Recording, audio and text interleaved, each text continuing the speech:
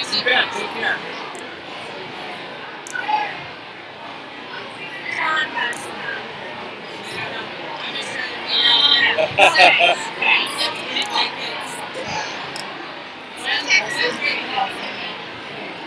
Take two to run that, all that business. I gotta figure it out. I'm just thinking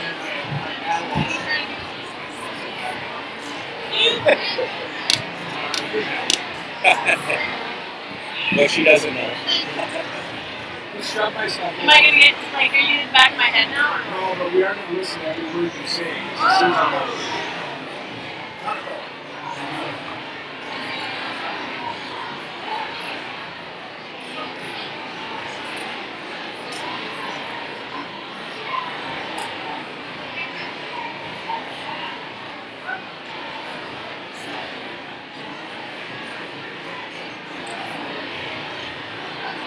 Jim is one of those rare people Good afternoon.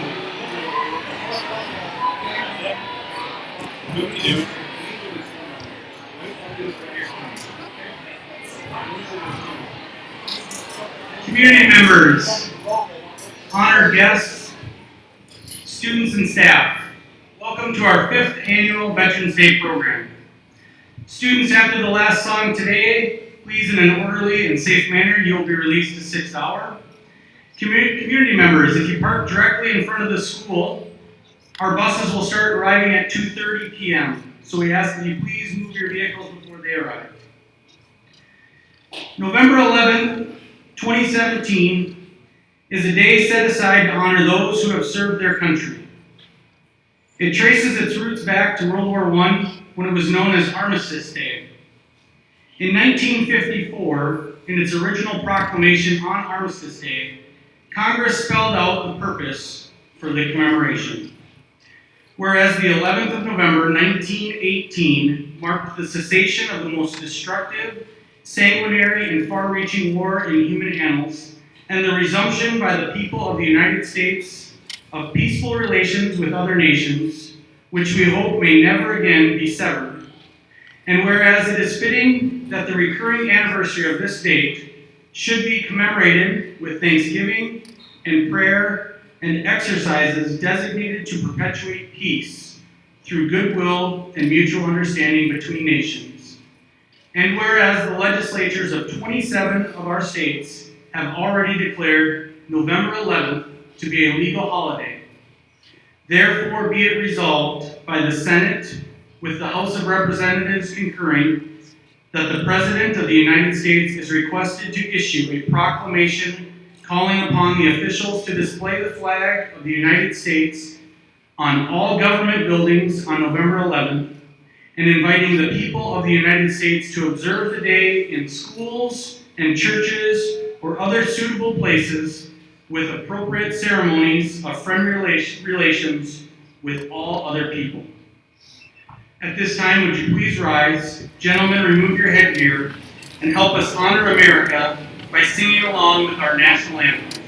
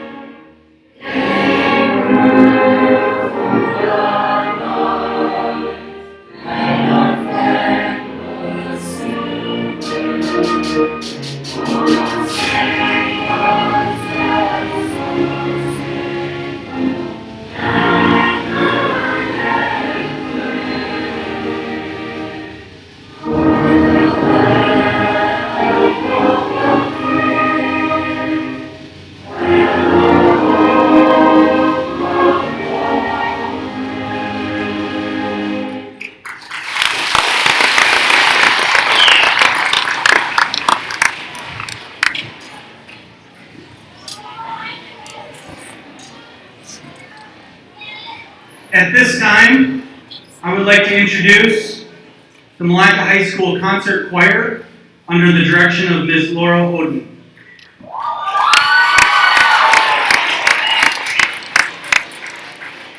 The choir will be performing two pieces. We ask that you hold your applause until both choral selections are completed.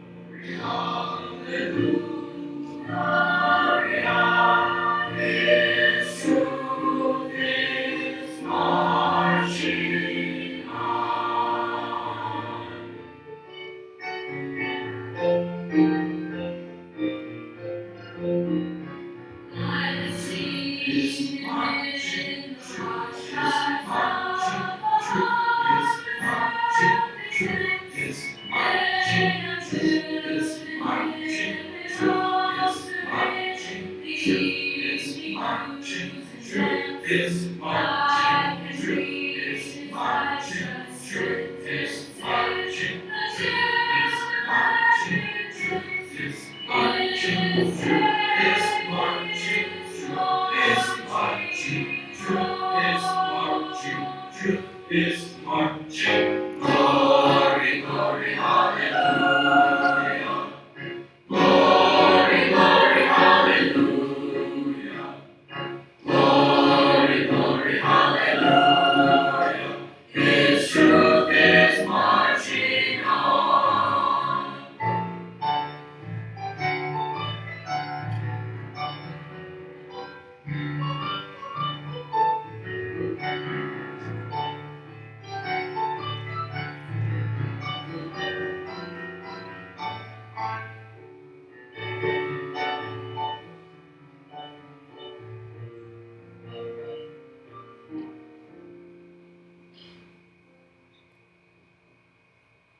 In the beauty of the lilies, Christ was born across the sea,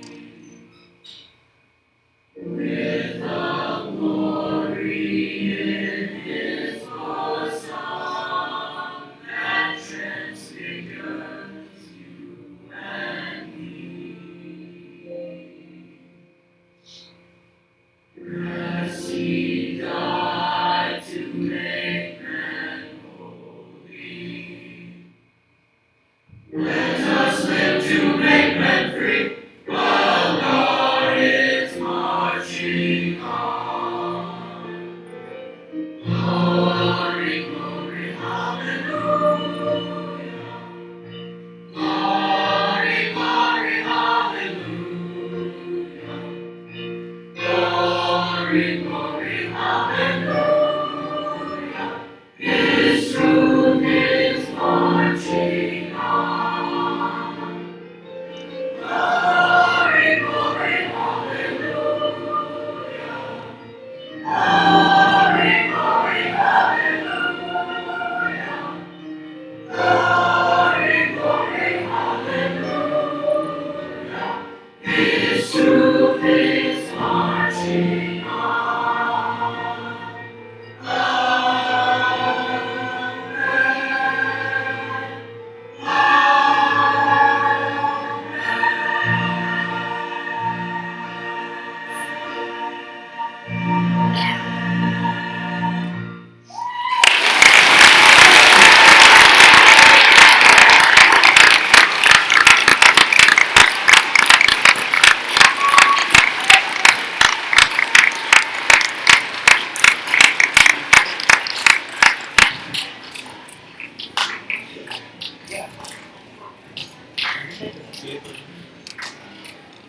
Not recording, so it's recorded. So he'll be on here. Thank you. It's my honor and privilege to introduce our speaker today. Okay. Dr. James Tuorila enlisted in the United States Army in April 1973 and completed basic training and AIT at Fort Leonard Wood, Missouri and Fort Sill, Oklahoma for his job training in fire direction control. Jim was then sent to Fort Carson, Colorado.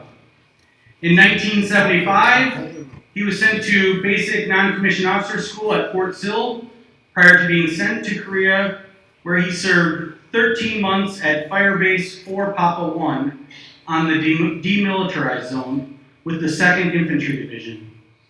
He spent his final month in Korea as a forward observer for the infantry unit stationed there. Jim returned to Fort Bragg, North Carolina, where he was honorably discharged at the rank of sergeant in 1977. His awards include the National Defense Service Medal, the Army Good Conduct Medal, the Army Commendation Medal with Oak Leaf Cluster, and the Korea Defense Service Medal. After serving, he completed his PhD at Texas Tech University in 1986 and retired from the St. Cloud VA Medical Center in 2006, where he specialized in assessing and treating post-traumatic stress disorder. He has recently completed his first novel entitled The Day I Died, about former Vietnam Marine helicopter pilot and POW Paul Montague. He recently completed his third term as the VFW National Surgeon General and is a member of the VFW American Legion, Disabled American Veterans, Vietnam Veterans Association, and Korean War Veterans Association. He and his wife Diane reside in St. Cloud, where he continues to work as a clinical psychologist.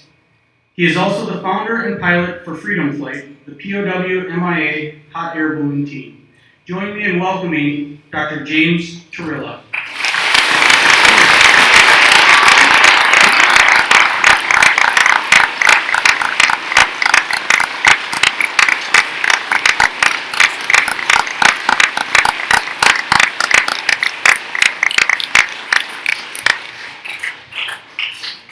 Good afternoon, or as we say on the Iron Range, this is a nice summer day. It's truly a great honor to be selected to speak to you on this special day. To any Marines out there in the audience, happy birthday.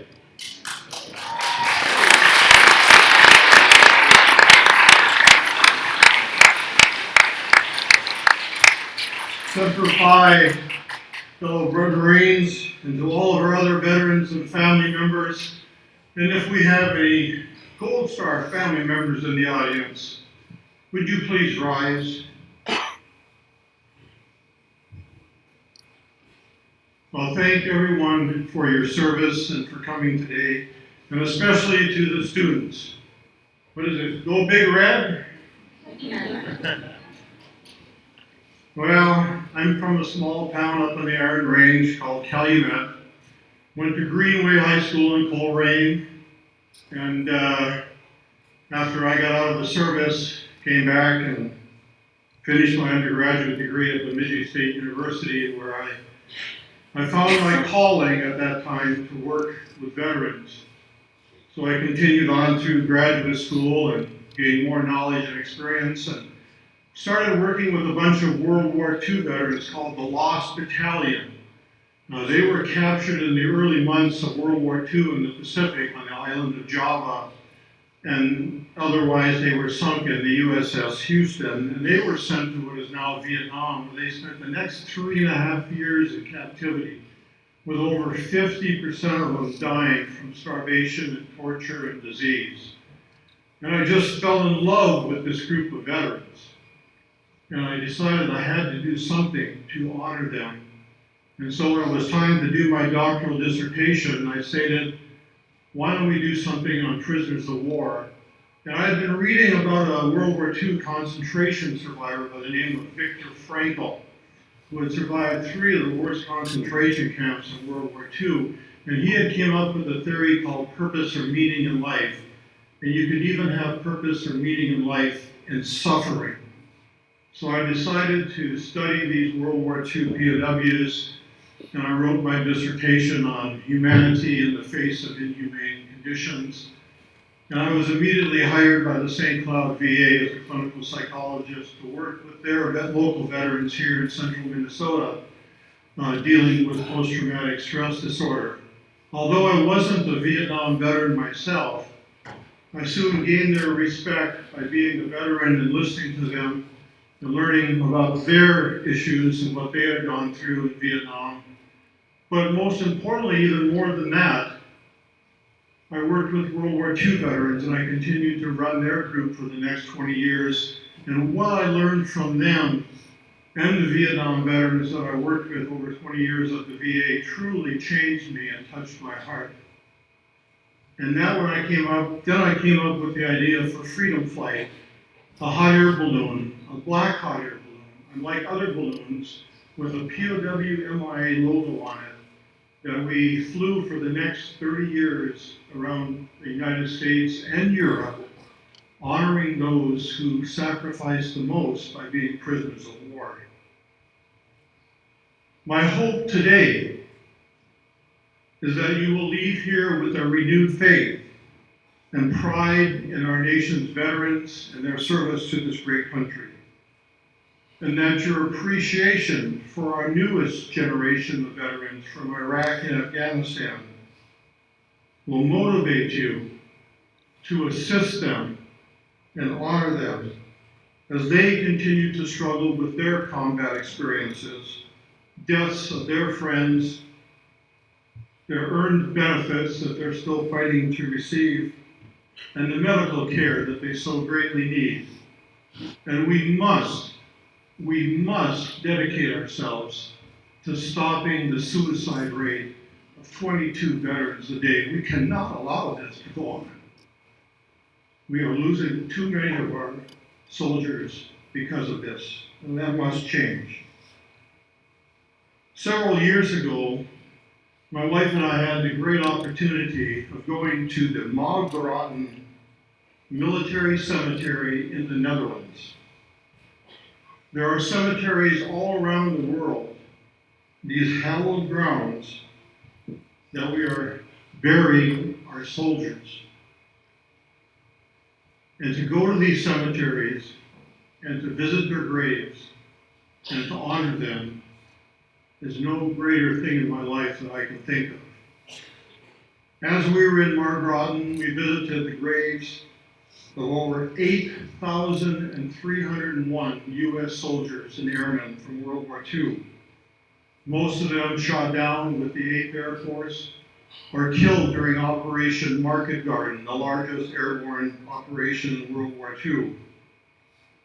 In this cemetery also were 2 plaques, and on those plaques were listed the names of 1,723 soldiers and airmen who gave their lives in service to their country, but who rest in unknown graves.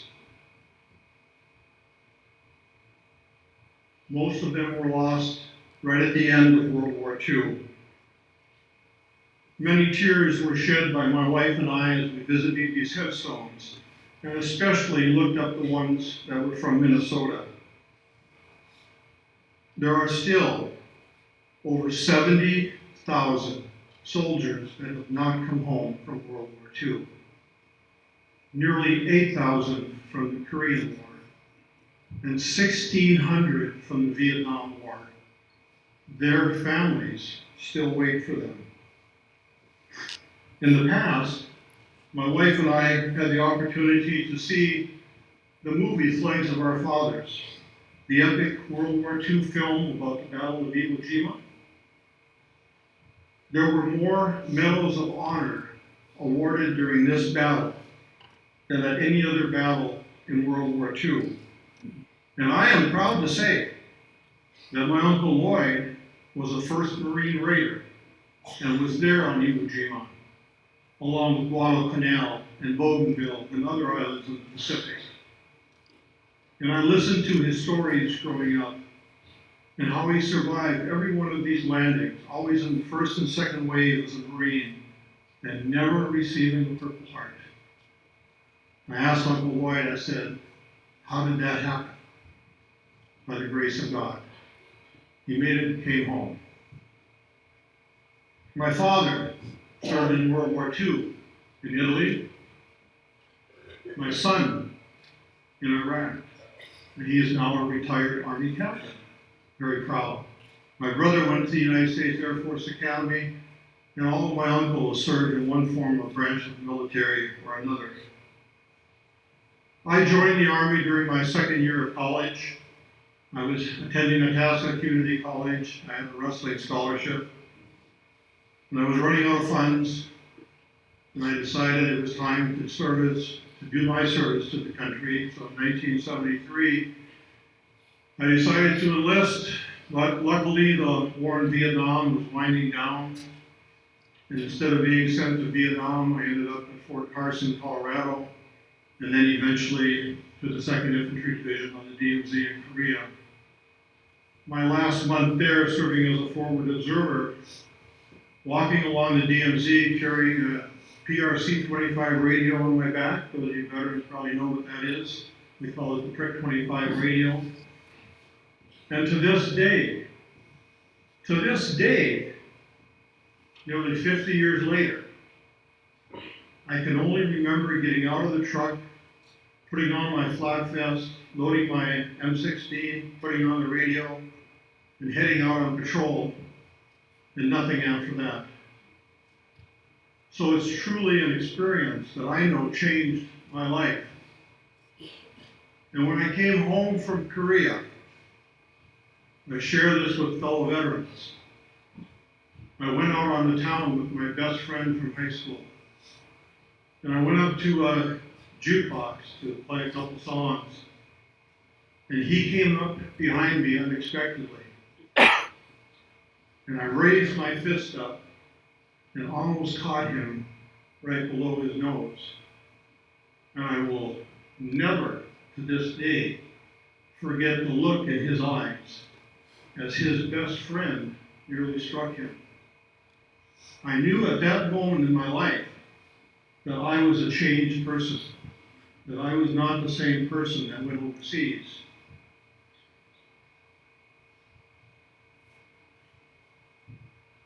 But today, on this special day, it's not about me. I would like to focus my speech today on the sacrifice of two Minnesota heroes, Lieutenant Donald Rudolph and Specialist 4th Class Dale Vernon, and also a Vietnam veteran Marine helicopter pilot by the name of Paul Montague, who was shot down in Vietnam in 1968 and spent 5 years as a prisoner of war. Don Rudolph and Dale Vernon both received the Medal of Honor. Don was born in South Haven, Minnesota, and was an active platoon leader with Company E, 20th Infantry, 6th Infantry Division, when he attacked and single-handedly destroyed 8 enemy pillboxes, an enemy firing position, and an enemy tank during the battle on the Luzon in the Philippines on February 5th, 1945. Through his courage, heroism, and leadership, he completely disregarded his life for saving his fellow soldiers and was awarded with the Medal of Honor. I had the great honor of meeting Don and becoming a friend of his when he moved from the Twin Cities up to the Iron Range. And one day when we were visiting Don and his wife at his home, as he was showing us his photos of his meetings with the different presidents of the United States over the years, he pulled out his Medal of Honor and handed it to me and said, "Here, look at this." I was in shock. I had seen pictures of Medal of Honor and I had seen soldiers wearing the Medal of Honor, but I never expected to hold one in my hand. What a true honor and respect for an individual who was no different than you and I. He was humble and peaceful and loved his family and loved his country. Yet here he was standing in his home, handing me, a young soldier who had just gone to Korea, his Medal of Honor. This is the type of men and women Medal of Honor recipients are. Sadly, Donald Rudolph died in 2006. But I also remember visiting him at the nursing home after he came down with dementia and making sure that I told the nurses and the staff in that nursing home who they were caring for. He was just not another old man with dementia. He was a Medal of Honor recipient and deserved the full respect of the staff there. Over 30 years ago, I had the honor of meeting Gene and Laverne Varian from McGregor, Minnesota. I think most of you know where that's at. Gene was a World War II POW after getting shot down with the 8th Air Force. And I met him at a former prisoner of war meeting up in Hibbing, Minnesota. I did not know at that time that their son Dale had received the Medal of Honor after his service in Vietnam. Dale was with the 101st Airborne in Vietnam. Later, when they asked me to speak at the dedication of the Dale Warrington Memorial Highway in 1996, I learned more about Dale and his sacrifice. Time has passed since then, and I made a commitment at that time that on one day I would write about Dale and his heroism, and I think that time is coming soon. Because in September of that same year, in 1996, I was invited to attend Dale's 101st Airborne reunion in Atlanta, Georgia, where I met the 16 men in his unit that were with him the night of that battle in Vietnam, and that had survived because of Dale's sacrifice. See, Dale grew up in McGregor with his parents and 3 younger siblings. As the eldest, he became a leader, a mentor, a father figure to his 2 younger brothers. He was the quarterback on their football team. He was the pitcher on their baseball team. And his younger brother was the center and the catcher. They would spend endless hours at home practicing for games, getting ready, making sure everything was done correctly. They also hunted and fished together, and after graduation, Dale knew what he wanted to do. He told his parents that he was going to join the U.S. Army, and he was going to join the Special Forces and become a Green Beret. But sadly, Dale was too young to become a Green Beret. And so instead, they offered him airborne training, which he accepted. And so he was assigned to the 101st Airborne Division, 3rd Platoon, Company B, 502nd Brigade, known as the Widowmakers. Dale quickly fit in with his fellow soldiers, becoming a natural leader in his unit. He was intelligent, and they said brave and trustworthy. It was near the middle of May in 1967 when Dale's platoon was asked to rescue members of his fellow 2nd Platoon on nearby Hill 424 in Vietnam. After running through the jungle for approximately 10 clicks, or what we would say about 2 miles, and doing recon by fire, I think the veterans know what recon by fire is, Dale was the slap man, or the man behind the point man of his unit, as they were asked to take litters and carry these litters down the hill of their wounded comrades. It was pitch black. You had to put your hand on the person in front of you because it was so dark out, you didn't want to make sure you got lost. When during that night, a thunderstorm developed and a bolt of lightning lifted up the sky. And there, right in front of them, was a squad of Vietnamese soldiers, Viet Cong. They immediately opened fire on Dale's 3rd and the 2nd Platoon. And immediately the point man was wounded and fell down. Dale, being the man behind him, grabbed him by his arms and pulled him back into a safer location. When all of a sudden, the grenades started coming in. Dale heard one grenade land right in front of the point man.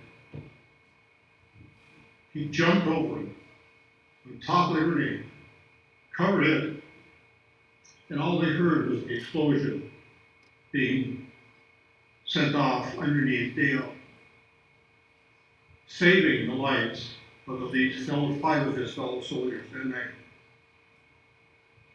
His fellow soldiers, when I went to the reunion, said all hell broke loose, but eventually the battle ended.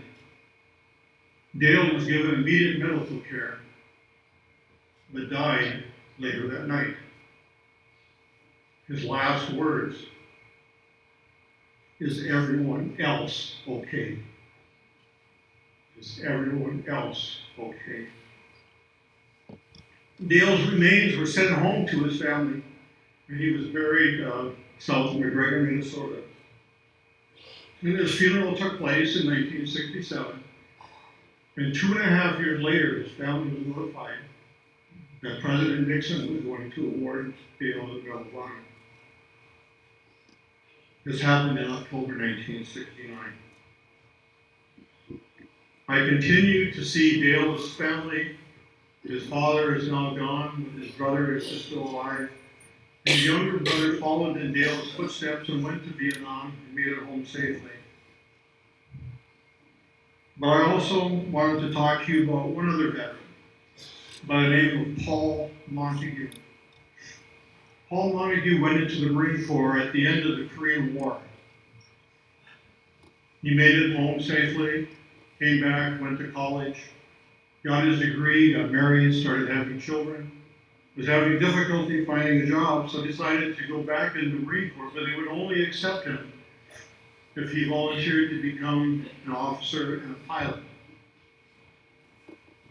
So Paul said fine. He went through OCS and helicopter training, became a helicopter pilot, was sent to Vietnam on his first tour in 1965, 1966, made it through that tour, came home, and then was sent back to helicopter training to be trained as a pilot in the new twin-rotor CH-46 helicopters. He was sent back to Vietnam again in 1967. And in March 1968, on a mission where they had had 3 helicopters shot down already, Paul flew in with his co-pilot to pick up one of the helicopter repair crews on the ground. Was flying out when he said, quote, "The hill lit up like a Christmas tree, and every enemy gun was trained on that CH-46 helicopter, and he lost control and crash landed into the jungle. And to this day, Paul says, it wasn't me who landed that helicopter." The Marines in the back of the helicopter made it out safely. And Paul remembers vaguely hearing footsteps and always wondered during his 5 years as a prisoner of war if the other Marines made it out safely, and they did. But they came around to the front of the helicopter and found Paul and the co-pilot unconscious and thought they were dead. And the Vietnamese were coming in, so they left them and reported to their officers that Paul and Bruce were deceased. Shortly afterwards, Paul and Bruce became conscious, and just as they were climbing out of the helicopter, were captured by the Vietnamese. They were tortured and stripped of all their clothing, held in jungle camps for the next year, and finally were forced to walk all the way from South Vietnam up to North Vietnam. Paul's wife and 3 children were notified that he had been killed in action, but she did not believe it. Shirley said, "Paul is still alive," and she continued to wait for him to come home during the 5 years that Paul was a prisoner of war, not knowing that he was alive, but believing that he had survived somehow. When Paul was a prisoner of war in North Vietnam, he decided that as a Marine and as a captain, he was not going to salute lowly Vietnamese guards that were just privates or maybe sergeants. So he refused to salute them. They put him in solitary confinement. They tortured him. They starved him. They refused to give him any water. And when it would rain, Paul would get down on the floor of his cell and lick up water that would come in under the cell door in order to survive. Finally, after months, the Vietnamese gave in and started feeding him and giving him water and told him that the prisoners no longer had to salute the guards. They just had to nod. But Paul was willing to sacrifice his life as a true Marine, Semper Fi, that he was not going to give in to the Vietnamese. He was released finally in March of 1973, and his wife and children met him in California when he came home. And I remember him telling me about this great party they had for him at the governor's residence in California in 1973.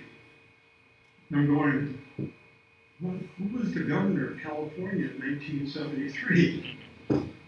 Ronald and Nancy Reagan.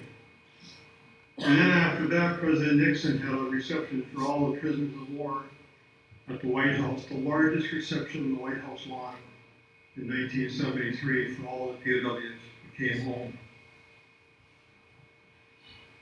Paul came up to me about the third year we had met, and he handed me 2 boxes.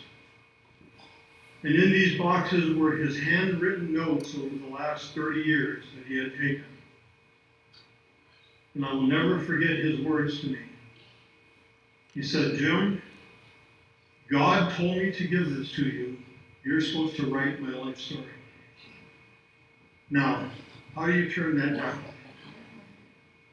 Do I go back and work on Dale's book, or do I work on Paul's book? Paul was still alive. I decided to put my efforts into writing Paul's book. And for the next 5 years, I came up with a book about Paul's life and career called The Day I Died. And I am proud today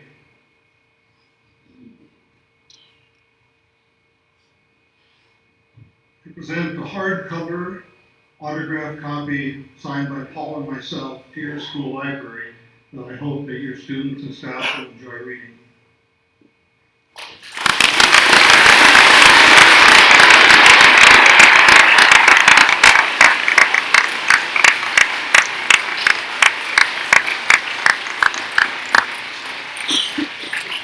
This Veterans Day 2017 has even a more special meaning for me because of my involvement with Paul, Don Rudolph, and Dale Werriman, and members of the 101st Airborne Division.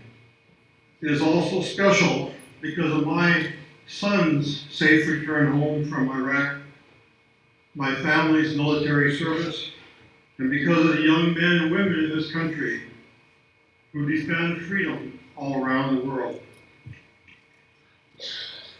Students, faculty members, staff, veterans, today is the day we honor all who served.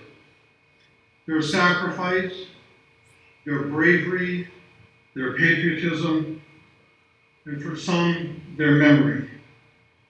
I cannot express in any type of words what I have gained in wisdom, respect, and admiration for those of you who served this great country, who have signed a blank check to our government to include the sacrifice, if needed, of their own life. Perhaps a thank you will suffice, but let it be known on this day, November 10th, 2017, that we met together, that we shared some memories, that we honored our veterans, and hopefully will go away feeling a little prouder of being called an American. The next time you have the privilege of meeting a veteran, don't call them a hero, because the heroes are the ones who didn't come home. But instead, thank them for their service and be a little bit more appreciative of those in your community who served this great country with honor and dignity. God bless all of you. Thank you.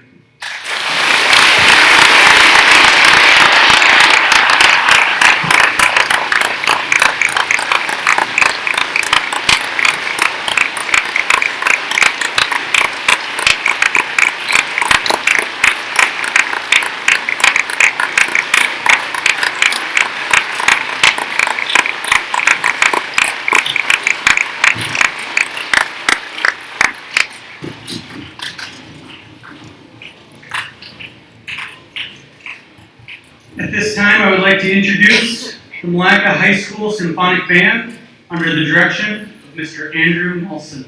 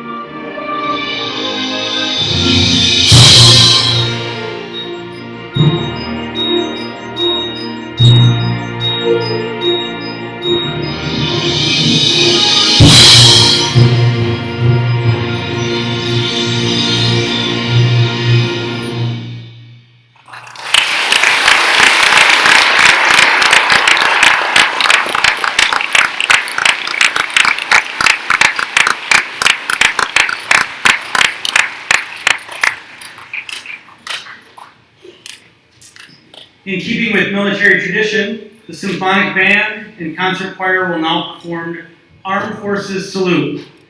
Veterans in attendance, we ask you to stand if able when your song is played and your military flag is displayed. Audience, please give a round of applause as each song is played and each flag appears.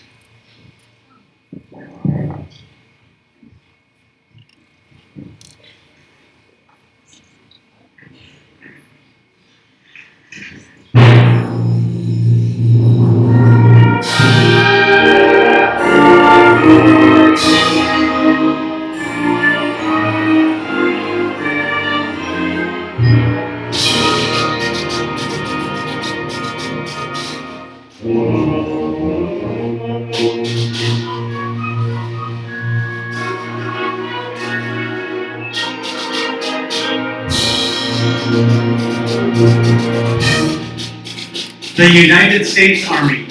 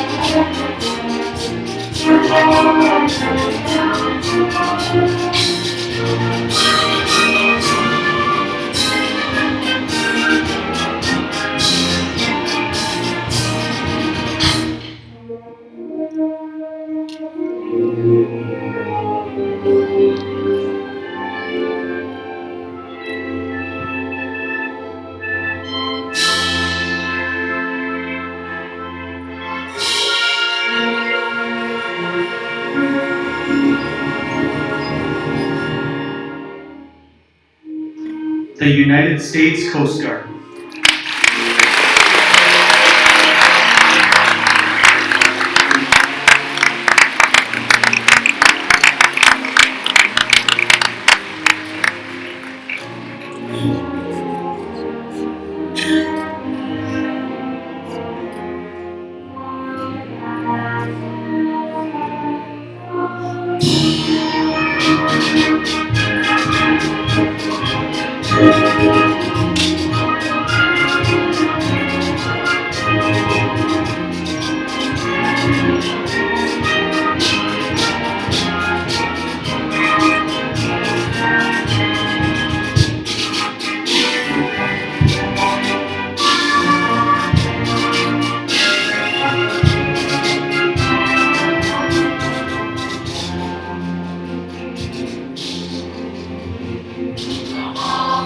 The United States Marine Corps.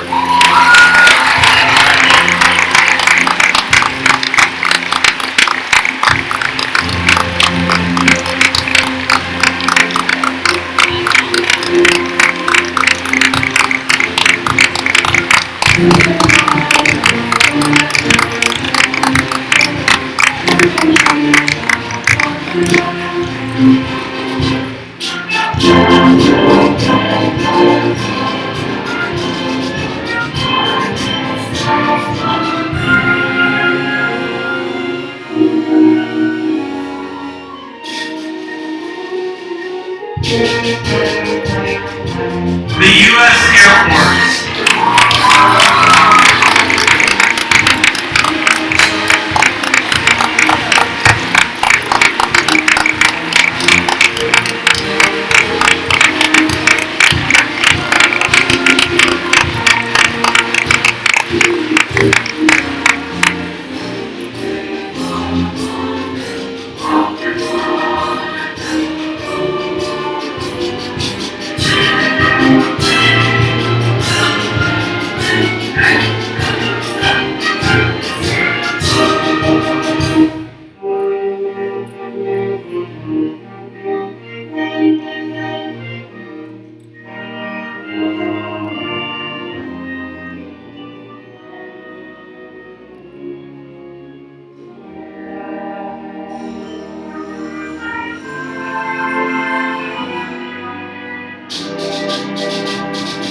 The United States Navy.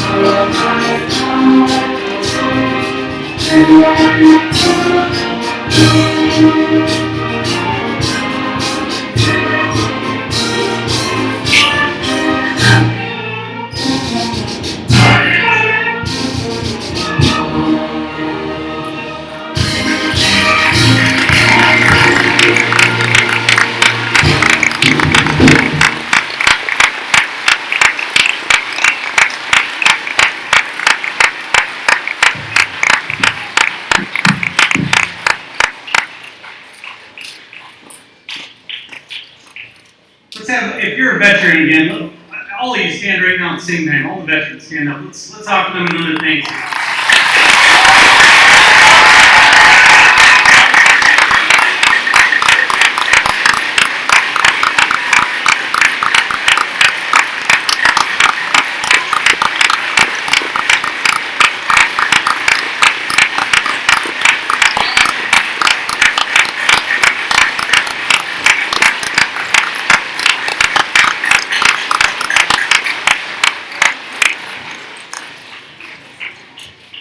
As Dr. Tuorila said, today is a day to honor those who have answered the call to serve. But in reality, this should be every day, because we all benefit every single day from the sacrifice of our veterans. We should honor their service by how we behave and act every single day.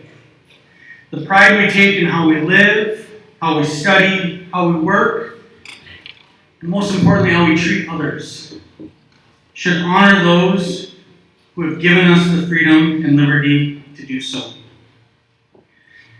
President George Washington said, "The willingness with which our young people are likely to serve in any war, no matter how justified, shall be directly proportional to how they perceive the veterans of earlier wars were treated and appreciated by their nation." Thank you for helping us honor our veterans today. And I want to give a special thanks to Andy Nelson, Laura Oden, and Jeremiah Shoemaker for making the presentation and the music possible. Let's offer them a round of applause.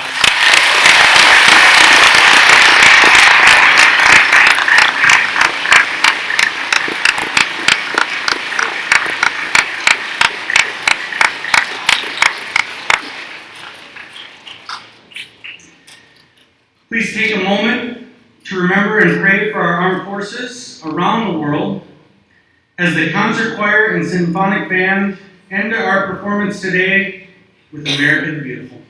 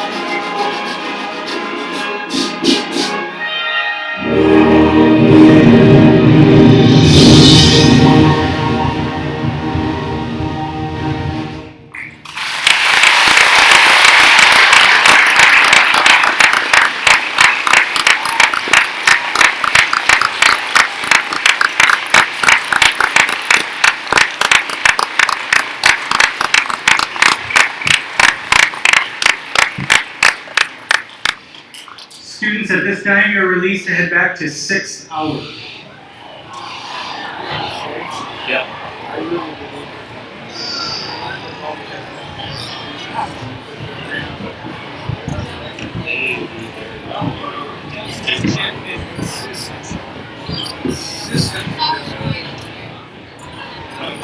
It is. Really appreciate it.